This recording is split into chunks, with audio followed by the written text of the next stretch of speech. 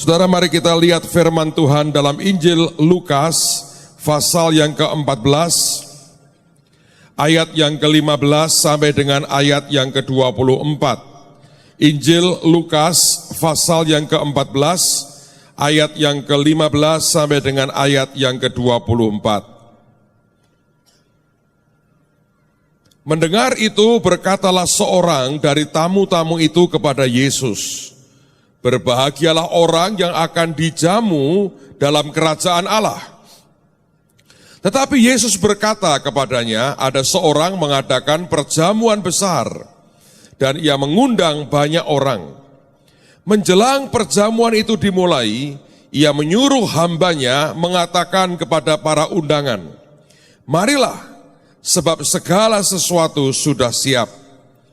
Tetapi mereka bersama-sama meminta maaf.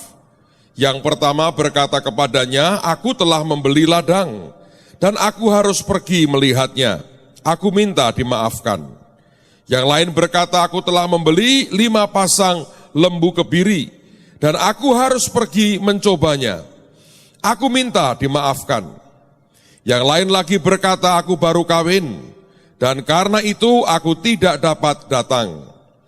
Maka kembalilah hamba itu dan menyampaikan semuanya itu kepada tuannya. Lalu murkalah tuan rumah itu dan berkata kepada hambanya, "Pergilah dengan segera ke segala jalan dan lorong kota dan bawalah kemari orang-orang miskin dan orang-orang cacat dan orang-orang buta dan orang-orang lumpuh." Kemudian hamba itu melaporkan, "Tuan, apa yang Tuhan perintahkan itu sudah dilaksanakan. Tetapi sekalipun demikian masih ada tempat." Lalu kata Tuhan itu kepada hambanya, "Pergilah ke semua jalan dan lintasan dan paksalah orang-orang yang ada di situ masuk, karena rumahku harus penuh. Sebab aku berkata kepadamu, tidak ada seorang pun dari orang-orang yang telah diundang itu akan menikmati jamuanku." Saudara sekalian, kalau Anda membaca cerita ini, di awal dulu ketika saya membaca ada sebuah pertanyaan di hati saya. Mengapa kalau orang diundang tidak mau datang dan yang ngundang marah? Kan seharusnya kalau orang ngundang seseorang kemudian orang itu tidak bisa datang dengan berbagai alasan, ya sudah toh kita berkata, ya sudah kita undang, dia tidak bisa datang, tapi tidak usah marah. Tetapi kalau Anda membaca cerita ini, ada sebuah kemarahan yang luar biasa yang keluar dari hati Tuhan itu, dan semua kita mengerti yang dimaksudkan adalah Tuhan kita sendiri. Beberapa hari yang lalu, Tuhan bawa saya untuk masuk kepada cerita ini, dan dia berkata, "Nak, aku akan tunjukkan kepadamu sesuatu, bahwa cerita ini tidak sedangkal yang kamu duga. Ini bukan sebuah cerita yang sangat dangkal, yang tidak bermakna, dan kita berkata, oh ada orang gak diundang, atau ada orang diundang, tidak mau datang, kemudian Tuhan mengundang orang-orang di jalanan, dan dibawalah mereka masuk." Satu sisi memang betul demikian. Tapi hari ini saya mau tunjukkan kepada saudara beberapa poin yang menurut saya mungkin sebagian dari kita tidak melihat sampai kedalaman yang Tuhan tunjukkan. Mengapa Tuhan ini marah? Sebenarnya ada beberapa hal yang terjadi. Menurut saya ada 2 atau 3 reason utama sebetulnya mengapa membuat Tuhan ini marah. Yang pertama, Anda perhatikan baik-baik. Sebetulnya kalau kita membaca Alkitab ini, maka undangan itu disampaikan 2 kali. Ya, Alkitab berkata ada seorang tuan mengadakan perjamuan besar dan dia mengundang banyak orang. Kalau Anda baca dengan teliti, maka sebelumnya undangan sudah diberikan. Tuannya berkata, aku mau buat perjamuan besar, datang ya. Nah, semua mereka yang tadinya diundang itu sudah mengatakan iya. Tapi tuannya ini menghormati mereka dengan cara begini, nanti jamnya aku beritahu. Sekarang aku lagi siap-siap ini. Nanti begitu semua siap, kamu tak undang. Karena ini konteksnya adalah mungkin seperti perjamuan yang diadakan di sebuah kampung, di mana yang diundang adalah orang-orang sekitarnya. Jadi undangan pertama disampaikan, lalu mereka berkata, iya kapan tanggal sekian, nanti jamnya persisnya saya beritahu. Tapi Anda harus mengerti, ini undangan makan malam, supper. Jadi sebetulnya mereka sudah tahu bahwa di tanggal itu Tuhan ini mengundang mereka untuk datang. Tetapi kemudian ketika semuanya siap, dia berkata kepada semua pegawainya, beritahu undangan-undanganku, suruh datang sekarang. Karena semuanya sudah siap. Waktu mereka mengiyakan, Tuhan itu menghitung berapa yang dia harus siapkan untuk menampung berapa tamu. Saudara, akan mengerikan sekali begitu semua berkata iya di awal dan disiapkan sungguh-sungguh dan akhirnya mereka berkata, maaf, aku tidak bisa datang. Dan sebetulnya permintaan maaf mereka, atau lebih tepat alasan mereka tidak datang, itu sangat tidak masuk akal. Saya beri Anda bukti. Yang pertama berkata, aku baru membeli ladang. Aku harus melihatnya. Saudara, di zaman sekarang pun sebagian besar kita, kalau Anda berkata, Pak mau beli tanah enggak? Kita pasti lihat dulu dong, di mana tanahnya. Kan tidak mungkin dibayar dulu, baru lihat tanahnya. Saya tahu beberapa konglomerat yang kaya raya, dia punya bagian properti. Dia sendiri tidak melihat tanah yang dibeli perusahaannya. Tapi pasti ada direkturnya atau manajernya yang sudah ngecek, sudah melihat ini tanah seperti apa. Itu alasan yang gak masuk akal. Seharusnya kan dia sudah melihat. Dan yang kedua, ini undangan supper. Supper itu lebih larut, lebih malam lagi dibandingkan dinner. Ngerti ya? Ada makan pagi, makan siang, ada dinner, yang terakhir supper. Lebih dari supper, geragas saudara. Makan berkali-kali namanya, ya toh. Ada orang-orang gitu sudah supper, jadi super, geragas itu namanya. Tapi ini undangan supper. Coba bayangkan di zaman dulu, listrik tidak ada di jalan-jalan, tidak ada lampu senter yang gede. Bagaimana mungkin orang mau lihat tanahnya di malam hari? Saudara, kalau Anda mendapatkan jawaban seperti itu, jengkel nggak kira-kira? Ini nggak masuk akal. Dia berkata, aku baru beli tanah, aku mau melihatnya. Ya tuannya berkata, lu pasti sudah lihat dong sebelum engkau beli. Yang kedua, malam gelap begini, lihat tanah, lihat apanya?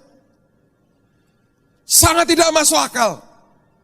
Tapi itulah saya berkata, seringkali orang menerima undangan Tuhan, tapi berdalihnya mengerikan. Nanti saya akan tunjukkan pada poinnya di mana sebetulnya persoalannya.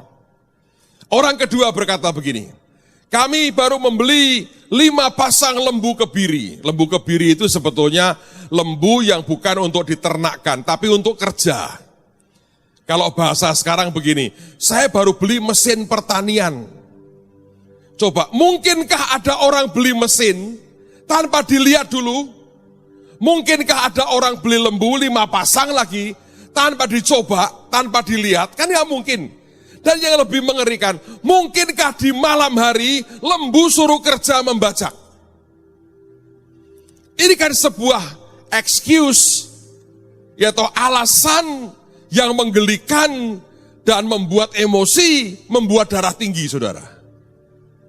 Sudah diundang, pertama berkata ya, karena lu bilang iya, gua siapin ini pestanya, tidak bayar apa-apa. Pada harinya kita berkata, sudah siap, ayo datang. Oh mohon maaf.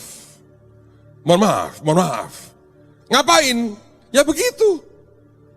Bagaimana mungkin orang melihat ladang di malam hari, membeli yang dia tidak pernah lihat? Tidak mungkin. Yang kedua berkata, baru beli lembu kebiri, harus mencoba. Mungkinkah malam hari lembu disuruh membajak? Pasti demo lembunya. Malam-malam kok suruh kerja? Uang lemburnya nggak ada. Nggak mungkin, saudara. Yang ketiga berkata, baru kawin. Saudara, hukum Alkitab Perjanjian Lama berkata begini. Kalau Anda baru kawin, selama setahun Anda bebas dari wajib militer. Itu Alkitab loh. Itu ada ayatnya. Kalau kamu baru kawin, boleh setahun kamu boleh free dari tugas wajib militer. Tapi ini kan undangan pesta. Dia menggunakan ayat seakan-akan dia itu bebas wajib militer. Dan ini terjadi. Banyak orang excuse, banyak orang beralasan dengan apa yang Tuhan minta, dia pakai ayat, keliru pula ayatnya. Anda bisa membayangkan hati Tuhan itu, dan Tuhan itu adalah Tuhan kita sendiri. Saudara, yang pertama, sopan santunnya sudah dikerjakan, undangan sudah diberikan, mereka sudah berkata iya, tinggal tunggu jamnya. Pada waktu jamnya semua sudah siap, semua berkata, mohon maaf, tidak bisa datang. Yang kedua, alasannya mengerikan sekali. Mereka berkata dengan segala macam yang tadi saya katakan, dan tidak masuk akal, seperti sebuah alasan yang dicari-cari. Tapi itulah kenyataan dalam cerita ini.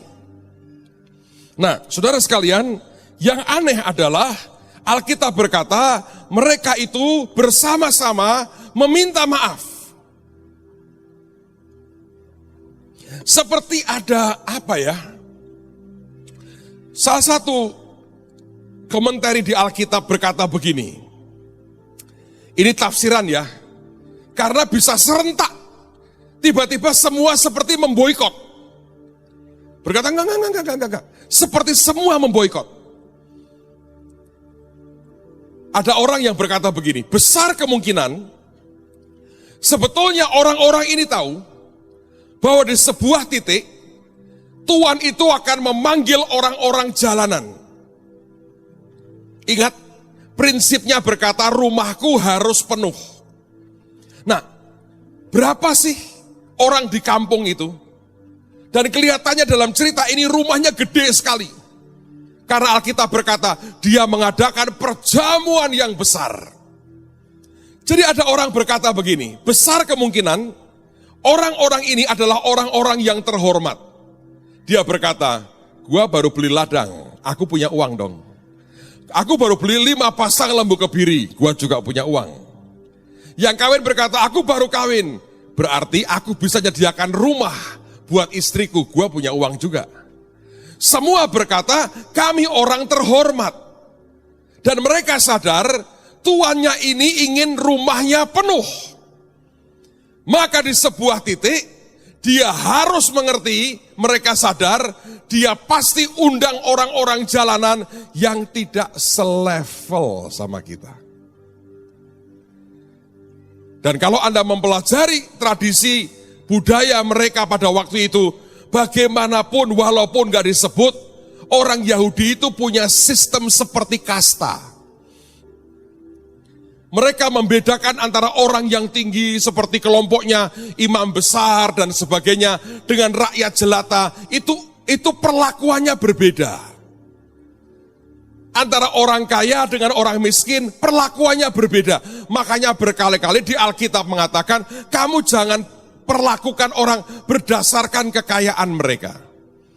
Karena di budaya mereka itu tetap ada kasta. Sekarang saya mau tanya, di Indonesia ada kasta tidak? Resminya enggak ada. Tapi kasta itu di sini. Ayo kalau mau jujur. Saudara, saya itu kalau SHRK di Jakarta tiap bulan ada kira-kira berapa ya? Waria itu. 400 lah kira-kira ya. Kira-kira 400 waria. Dan waria itu duduknya ngeblok, saudara. Ruk, datang. 400 waria. Ini ibu gembalanya di sini. Pak Gembalanya masih di Jakarta. Waria 400. Kapan-kapan saya pengen Pak Pastor Kevin itu khotbah di depan Waria. So sweet pasti.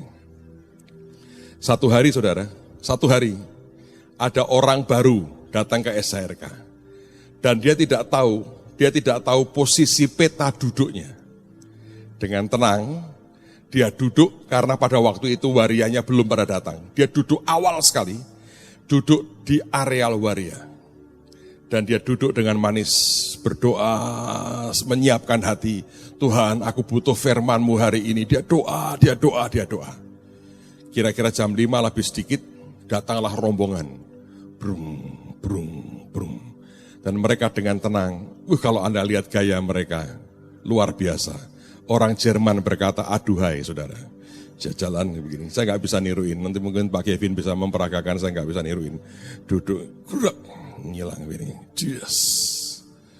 Dan ketika dia buka mata, saudara, dia habis doa, dia bilang, kok ada hadirat yang lain. Ada yang lain ini. Apanya ya? Dia buka mata. Makanya Tuhan tuh ngajari kita berdoa dan berjaga-jaga itu. Terutama kalau makan, Anda tidak mau ayam goreng muilang itu berdoa dan berjaga-jaga. Dia buka mata, dia kaget, syok. Dikepung semua kanan kiri Waria. Dia duduk tidak berani bergerak, saudara. Keringat dingin mulai keluar. Why? Ini loh Pak Odi nih. Ini kalau jadi pas pampres cocok. Satu hari saya kedatangan tamu Waria dari mana ya dulu dia? Bali ya? Bali. Minta saya foto bersama. Saya ajak dia foto saudara. Langsung kurus. Saya bilang, Di kenapa? Rasanya bagaimana gitu Pak? Nggak berani nggak? Sebetulnya kita bedain orang nggak? Agak sih. Kenapa berkeringat? Dan mereka nggak jahil kok. Hanya kalau nyanyi agak aneh begini, gayanya agak aneh gitu ya. Dan ini orang betul-betul keringat dingin keluar. Terus ketika selesai acara, dia datangi panitia di depan. Pak, saya kok duduk di situ? Itu memang tempatnya mereka. Hari berikutnya pindah jauh-jauh, saudara. Kenapa bisa begitu? Di hati setiap orang itu ada begitu. Ada kok. Coba kalau Anda lihat ya. Saudara kalau ketemu dengan konglomerat itu ya. Pakai tas. Bawa tas tuh ya. Orang berebut bawain tasnya. Syukur-syukur dikasih isi tasnya. Karena hari-hari ini isi tas itu penting saudara. Mungkin kita baru pemilihan serentak ini ya. Katanya ini. Kalau Anda mau terpilih itu Anda harus punya kapabilitas. Ya toh, capable. Anda punya electabilitas. Ya toh, Anda capable, Anda dipilih. Apalagi ya, Anda punya integritas katanya. Tapi yang paling penting, isi tas. Bukan dompet lagi saudara. Sudah tas istilahnya, isi tasmu berapa? Wani piro, nah itu saudara. Ada konglomerat bawa tas, orang berebut bawain tasnya. Dipegang. Dia berkata gini, Pak, ini pasti tas mahal ya Pak. Mereknya aja aneh begini. Wah, konglomeratnya diam. Sementara mungkin ada satu pegawai yang bawa tas, mereknya beda. Tolong bawain, maaf ya Pak, tas murahan saya nggak mau. Saudara tahu akhirnya konglomeratnya berkata gini, ini sebetulnya murah sih, ini barang palsu buatan Cina kok dia berkata gitu. Bayangin saudara. Tapi karena orangnya beda, diperlakukannya berbeda. Nah mereka ini adalah orang-orang yang tanda petik dia punya uang. Dan dia menempatkan dirinya sebagai orang yang terpandang, sebagai kasta yang tinggi. Dan mereka tahu Tuhan itu mengadakan perjamuan yang besar. Dan prinsipnya rumahnya harus penuh. Sepertinya mereka berkata, kalau kita masuk ke situ, Kok kita jadi rendah ya? Dan seringkali itulah alasan-alasan dengan segala macam yang kita cari untuk menolak akan undangan Tuhan.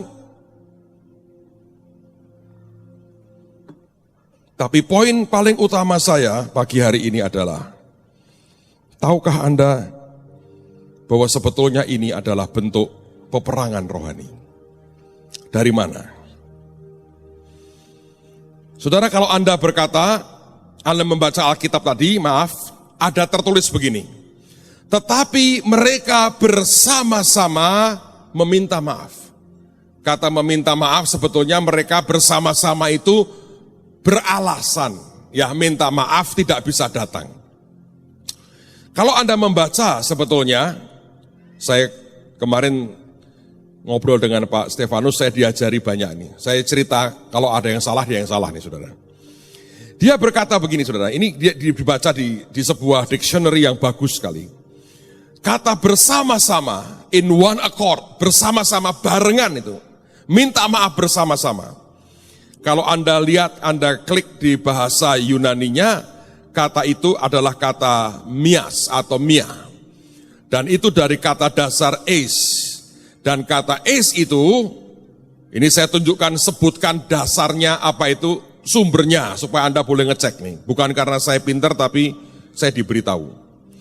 Ada satu buku namanya Theological Dictionary of the New Testament.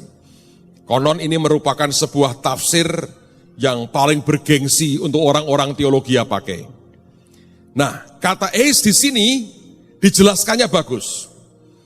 Dia berkata, dalam makna secara psikologis, secara jiwa, telah terjadi penyusupan atau pengaruh baik atau jahat terhadap kepribadian manusia yang itu bisa berasal dari Tuhan atau dari setan.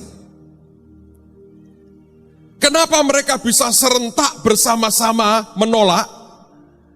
Kata bersama-sama, kata one accord itu, dari kata dasar eis, yang artinya maknanya adalah, dalam makna psikologis, terjadi penyusupan atau pengaruh, baik itu pengaruh baik ataupun pengaruh jahat terhadap kepribadian manusia, dan itu bisa berasal dari Tuhan kalau itu baik, atau dari setan kalau itu tidak baik.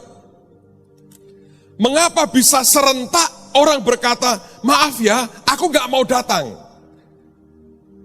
Alasannya sungguh tidak masuk akal, alasannya membuat marah, sangat tidak sopan, ingkar janji, membuat alasan yang dibuat-buat, lebih mencerminkan sebagai kelompok orang yang ingin dihormati lebih dan tidak mau bergaul dengan orang lain hanya karena merasa lebih tinggi tingkatannya, kastanya.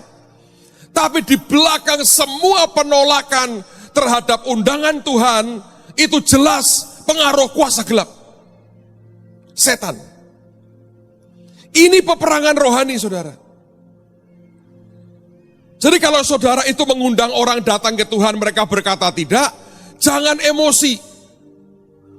Kita harus menyadari ini pekerjaan setan yang terus meniupkan berkata jangan terima undangan Tuhan. Saudara, saya termasuk orang yang heran bahwa dalam tahun-tahun terakhir ini yang paling digempur oleh banyak orang adalah pengajaran soal peperangan rohani. Sekarang saya mengerti bahwa ketika nanti Tuhan mengadakan pesta perjamuan kawin anak domba, akan ada banyak orang yang diundang Tuhan dan akan berkata tidak. Dan waktu mereka berkata tidak, ternyata itu pengaruh, bisikan, penyusupan di hati dan pikiran gereja dan orang Kristen. Dan banyak orang oleh iblis. Ketika saya mengerti ini, saya berkata, Tuhan, sekarang aku mengerti, gereja dibuat tidak pernah punya kekuatan untuk peperangan rohani, supaya gereja tidak bisa menahan orang-orang yang sudah dipengaruhi iblis, yang menolak akan undangan Tuhan. Ada orang berkata gini, kita nggak usah perang. Yesus sudah menang di kayu salib. Kalau itu betul karena kemenangan Yesus, kita nggak usah perang. Mengapa Yesus yang sudah bangkit dari antara orang mati berkata, dalam namaku kamu akan mengusir setan-setan? Bukankah yang dikatakan itu setelah Tuhan bangkit dari antara orang mati? Dan mengapa Rasul Paulus masih berkata soal peperangan kita bukan melawan darah dan daging? Bukankah Rasul Paulus hidup di zaman setelah Tuhan bangkit dari antara orang mati? Tapi ada orang-orang yang begitu bodoh, diyakinkan, kamu gak usah ngapa-ngapain. Untuk apa kamu buat peperangan rohani? Kita sudah menang. Tapi tahukah saudara, orang-orang yang berdalih, yang diundang Tuhan tidak mau, dan berkata, mohon maaf dengan segala alasannya, itu karena pengaruh dari setan.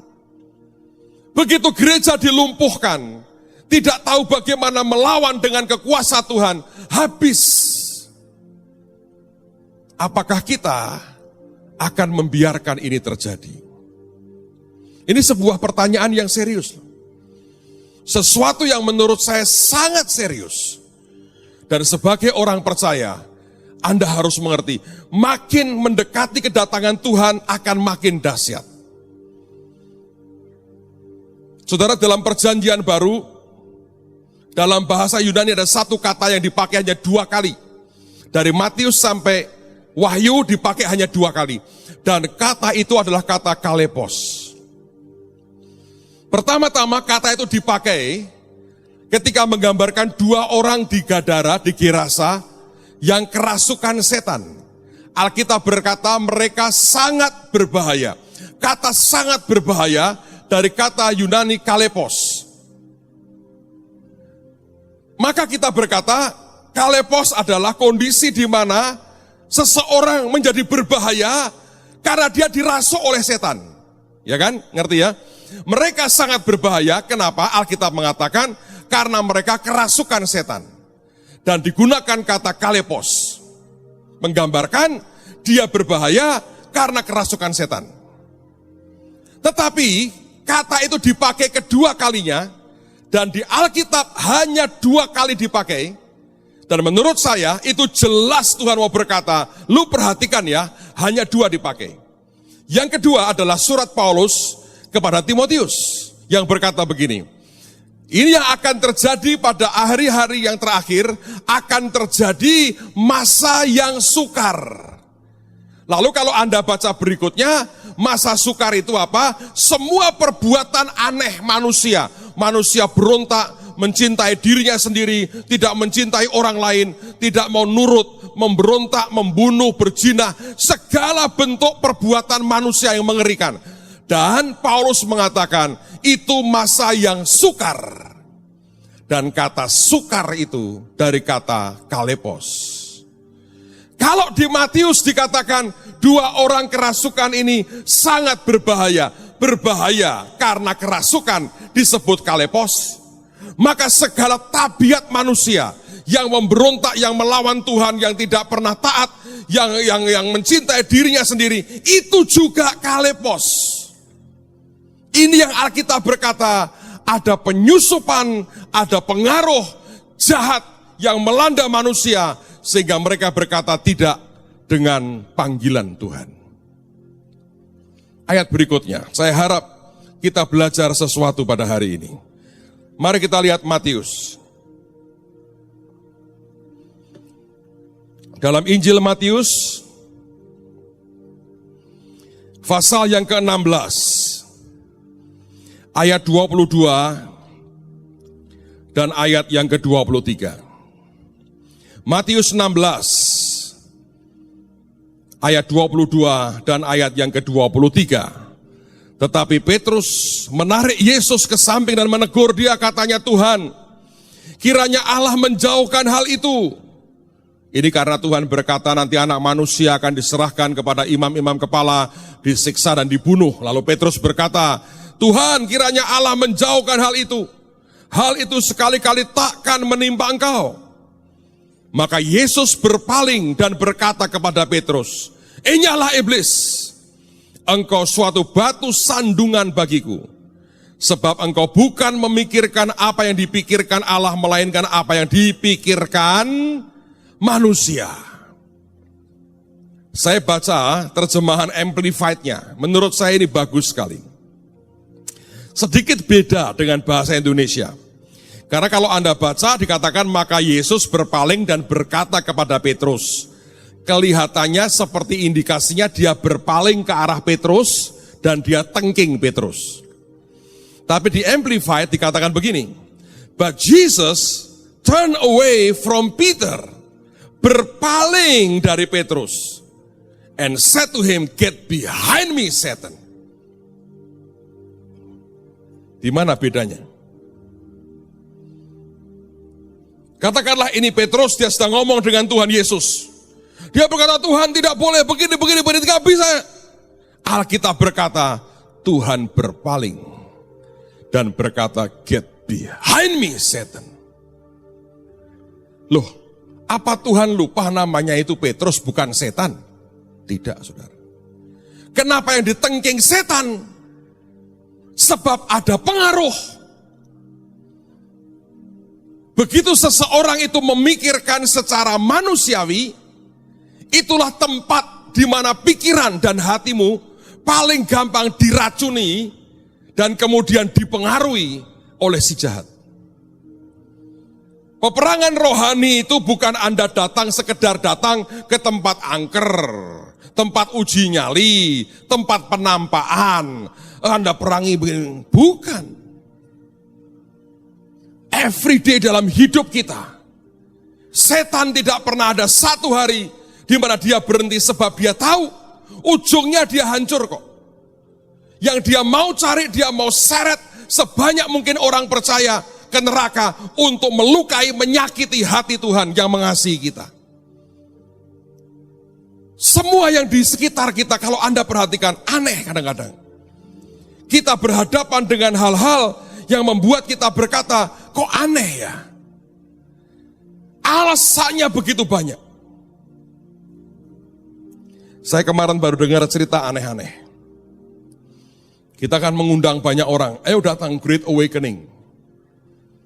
Sampai hari ini, sampai dengan beberapa hari yang lalu, menurut Pak Victor daftar mungkin sudah sekitar 50.000 lah. Belum hitungan dengan kita ya, enggak dihitung. Saya harap tidak ada yang berdalih. Nanti Tuhan datang, get behind me, setan. Nyingkir gue setan. Nanti semu diganti tan berat, saudara. Tapi aneh. Terus ada yang datang, ada orang-orang yang keliling, bukan hanya kita keliling ke gereja-gereja, berkata begini, kamu ngerti gak, JKI itu kalau membuat pasar rakyat, nanti difoto, terus dicarikan uang ke Belanda. Pak Petrus tuh tahun ini berapa kali ke Belanda? Wong yang punya badan aja tahu tidak ke Belanda. Pasportku tahun ini saya tidak ke Belanda. Dia bisa berkata berapa kali dia ke Belanda tahun ini. Menurut Anda, saya tidak yakin dia sengaja fitnah. Tapi ada setan yang orang, kok bisa ya? Terus berkata, oh Pak Petrus itu antikris. Aduh kalau boleh nyopot sepatuku, bukan tak apa, mau tak semir saudara. Sepatu saya maksudnya. Dan itu khusus loh, keliling. Ada yang berkata gini, ini ada modus apa?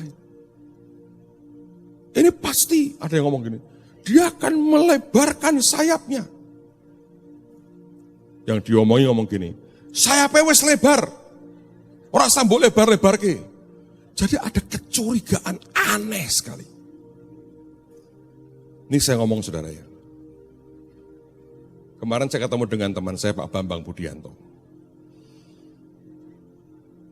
Dia bilang di seluruh dunia sedang dilanda yang namanya kesuaman akan Tuhan. Ngeri sekali. Itu yang kemudian dia berkata masuk ke gereja-gereja. Dan dia berkata gereja kalau sudah mulai gede, sudah bukan ofensif lagi menyerang, dia defensif. Dan begitu dia defensif, itu dia kehilangan semuanya. Saudara, ini saya mau ngomong ke saudara, rumahku harus penuh. Saya sudah ngomong dengan teman-teman, ini kan kita dapat kira-kira 50, itu tambah jemaat, tambah orang bahtera, menurut saya minimal kita akan punya sekitar 70.000. 30.000-nya jangan dilepas, saudara. Cari orang di jalan-jalan, di lorong-lorong. Karena kita percaya akan terjadi kegerakan di jalan-jalan. Teman-teman yang punya koneksi dengan dulu anak raja dikumpulkan, teman-teman di MK, Anda punya koneksi manapun, bawa semua, rumahku harus penuh. Karena saya sudah melihat aneh terakhir ini. Sampai saya doa, Tuhan ini apa?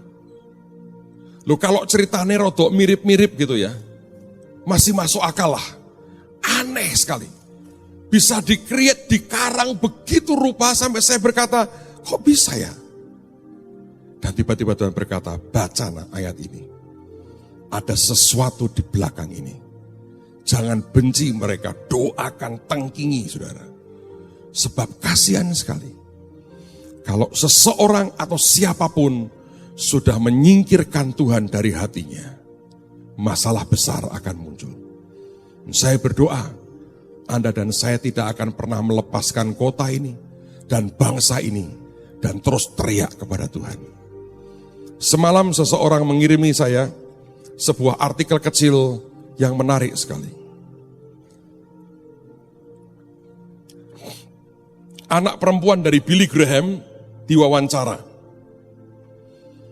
Mereka bertanya begini kepada Anne Graham. Mengapa Tuhan membiarkan Amerika mengalami seperti ini? 911, menara kembar runtuh, kira-kira 3.000 orang mati. Lihat, hampir setiap bulan terjadi penembakan di Amerika. Anda kalau ikuti berita itu betul loh. Hampir tiap bulan terjadi penembakan di Amerika. Dia berkata, mengapa Tuhan tidak bertindak? Mengapa Tuhan biarkan Amerika mengalami seperti ini? Ekonominya jatuh bangun luar biasa. Beberapa orang sebetulnya yang tahu soal saham berkata, semua digelembungkan dan ekonomi Amerika tidak pernah real. Ini hanya penundaan untuk kehancuran. Tapi kalau kita baca di Alkitab memang akan hancur. Babel besar akan runtuh. Cuma wartawan ini bertanya kepada anak Billy Graham, mengapa Tuhan biarkan semua ini terjadi? Dan dia menjawab dengan sangat luar biasa. Menurut saya itulah kenyataannya. Dia berkata begini, kita yang meminta Tuhan keluar dari negara kita. Kita yang mengatakan tidak boleh berdoa di sekolah-sekolah dan di kelas-kelas. Kita yang menetapkan tidak boleh baca Alkitab di sekolah-sekolah. Kita yang minta Tuhan keluar dari pemerintahan. Kita yang mengatur hukum-hukum yang bertentangan dengan hukum Tuhan. Kita yang mengusir Tuhan keluar dari negara kita. Lalu kemudian dia mengatakan, dan Tuhan adalah pribadi yang sopan. Ketika kita berkata, pergi, maka dengan sedih, dia pergi meninggalkan kita. Bukan karena dia tidak setia, tapi kita yang minta dia keluar dari negara ini dan dari kehidupan kita. Ketika ke Amerika mengalami kehancuran, hatinya juga hancur. Seperti hati kita hancur melihat negara besar seperti ini. Tapi bukan karena dia tidak setia. Kita yang minta dia keluar dari bangsa kita. Kemudian dia mengutip sebuah tulisan yang menarik sekali. Dan orang ini berkata, bertahun-tahun yang lalu ada seorang yang bernama Madeleine Murray O'Hare. Dia mengatakan kita tidak mau ada doa di sekolah. Dan dia kampanye kemana-mana, dia berkata tidak boleh lagi ada doa di sekolah-sekolah kita. Dan seluruh Amerika mengiyakan.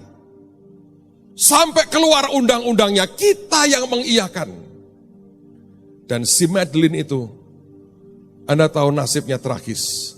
Dia mati dibunuh. Jasadnya ditemukan beberapa saat kemudian. Orang yang berkata, jangan berdoa. Ketika dia juga adalah orang pertama yang mungkin berkata, aku tidak mau berdoa. Nasibnya akhirnya hancur. Dia dibunuh orang. Jasadnya ditemukan di tempat lain. Dan anak Billy Graham juga berkata, ada orang bernama Benjamin Spock. Ini bukan Mr. Spock-nya Star Trek, saudara. Benjamin Spock ini pendidik yang berkata, jangan pukul pantat anak kita kalau dia nakal. Alkitab mengajar pakai rotan, tas. Tanya anakku Joseph ini, kenyang dia. 86 terus makanya sekarang, das. Waktu kecil. Dia berkata, jangan dipukul. Nanti rusak kepribadiannya. Itu melanggar hak asasi anak. Biarkan dia tumbuh, maunya seperti apa, biarkan. Jangan dipukul. Di banyak negara barat kalau orang tua mukul anaknya diajari lapor polisi. Anda tahu yang terjadi? Itu anak akan diambil, diasuh pemerintah, dipisahkan dari orang tuanya masukkan penjara. Dan dia berkata, orang ini yang berkata jangan ngajar anak, diomongi saja, jangan dijewer, pantatnya jangan dicubit. Apalagi pakai rotan kata Alkitab, itu tidak betul. Dan Anne Graham berkata, kita juga mengiyakan. Kita berkata dia orang pinter, dia ngerti semuanya. Lihat yang terjadi sekarang. Anak-anak kita generasi ini tidak tahu namanya terdidik, tidak tahu sopan santun, tidak tahu aturan, tidak tahu bagaimana mengasihi. Semua yang Alkitab berkata jangan membunuh, jangan mencuri, jangan berzina, tidak pernah diajarkan. Semua diberi kebebasan, jadi seperti maunya apa. Lihat apa yang terjadi dengan generasi muda kita hari ini. Dan anak dari Benjamin Spock ini mati bunuh diri. Sudah diberi apapun nak yang kau mau, maka dia memilih untuk bunuh diri. Seorang yang mengajar bagaimana mendidik anak, anaknya sendiri mati bunuh diri. Dan mereka kita tidak peduli. Anne Graham berkata, kita yang mengusir Tuhan keluar dari negara ini. Bagaimana sekarang kita minta pertanggungjawaban Tuhan atas tempat yang dimana Tuhan sudah tidak diinginkan dan diusir keluar. Setiap negara dan bangsa yang meminta Tuhan keluar dari diri mereka dan bangsa mereka, saudara tidak bisa minta pertanggungjawaban Tuhan untuk berkat dan proteksinya buat kehidupan kita. Makanya saya berkata sebagai orang percaya, jangan pernah usir Tuhan dari hidup kita. Oh kita nggak ngusir Pak, enggak, Anda nggak ngusir. Cuma Anda hanya perintahkan Tuhan keluar tanpa disadari. Setiap kali Tuhan mengundang sesuatu yang baik, dan kita berkata, tidak Tuhan, terima kasih. Dan itu artinya sama dengan kita berkata, maaf Tuhan, aku gak ingin Engkau kok. Dan kita membiarkan setan merajalela, merusak kehidupan kita, merusak keluarga, merusak pekerjaan kita. Dan orang percaya tidak cukup tahu bagaimana Anda bertindak dengan otoritas yang Tuhan beri. Saya berdoa dalam nama Tuhan Yesus. Tidak ada orang yang menolak undangan Tuhan. Tiba-tiba saya terkejut, saya berkata, Tuhan, ada apa ini? Tiba-tiba serentak orang-orang tertentu berkata ini, itu. Begitu ketakutan. Saya bilang, Tuhan kau mengerti hatiku. Aku hanya melakukan yang kau perintahkan. Tapi reaksi ini aneh. Sangat aneh. Dan alasannya klise, nanti pindah JKI semua, loh kok bernubuat.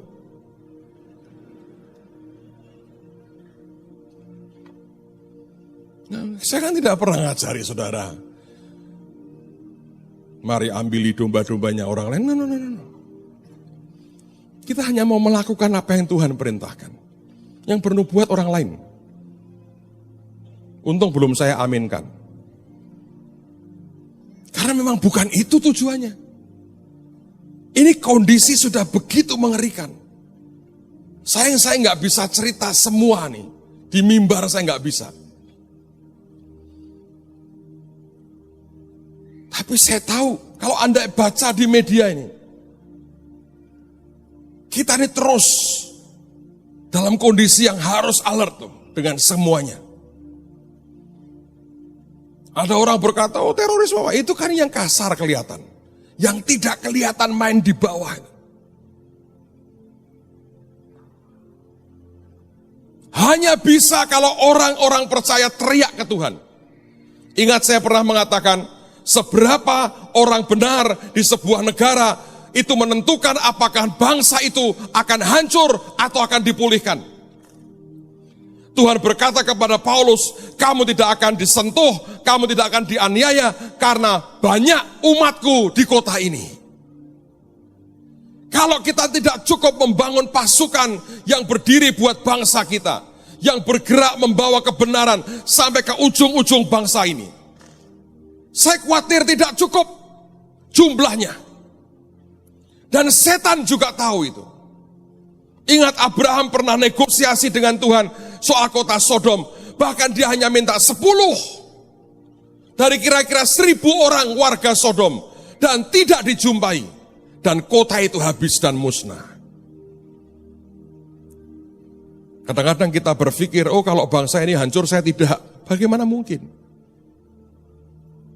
Tapi saya tetap percaya kalau Tuhan perintahkan kita melakukan sesuatu, selalu ada harapan yang luar biasa. Kalaupun di tempat di mana undangan pertama diberikan dan orang berkata tidak, saya berkata mari kita ke jalan-jalan, ke lorong-lorong kota, bawa semua orang sakit, orang buta, orang timpang, sebab Tuhan berkata rumahku harus penuh. Dan saya percaya rumah Tuhan akan penuh. Saudara sekalian, ini zaman yang sangat serius. Ketika saya baca ayat-ayat ini saya berkata, ini mengerikan sekali. Tapi saya mau berkata buat saudara, lihat, kalau Anda ke Amerika hari ini, berat sekali. Ada sesuatu yang sepertinya sedang begitu cepat turun dan merosot tajam. Kalau Anda lihat-lihat di gambar-gambar media sosial itu, Obama yang kurus, kayaknya main golf. Putin yang maco naik kuda. Dia berkata, ya yang ini sudah gak bisa mimpin lah. Sudah gak jelas mau berkata apa. Masalah. Sebab Tuhan diminta keluar dari negara itu. Saya mau berkata demi kasih Tuhan. Jangan pernah tinggalkan Tuhan dan tolak akan undangannya. Yang percaya katakan amin.